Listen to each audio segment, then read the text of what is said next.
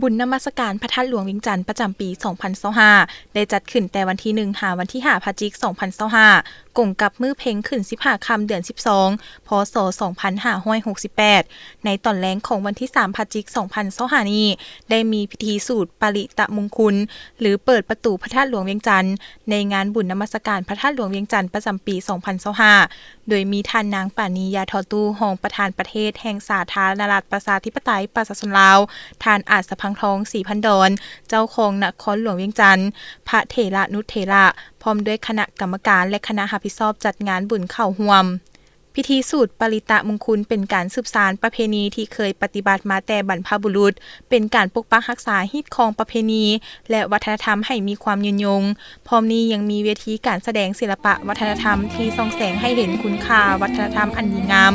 เป็นความเอกอ้างของชาติลาวชาวนครหลวงเวียงจันทร์เพื่อคำนับพับต้นนครหลวงเวียงจันทร์ครบรอบ465 ปีติดพันกับบุญนมัสการพระธาตุหลวงและ3วันประวัติศาสตร์ของชาติลาวเฮาอีกด้วย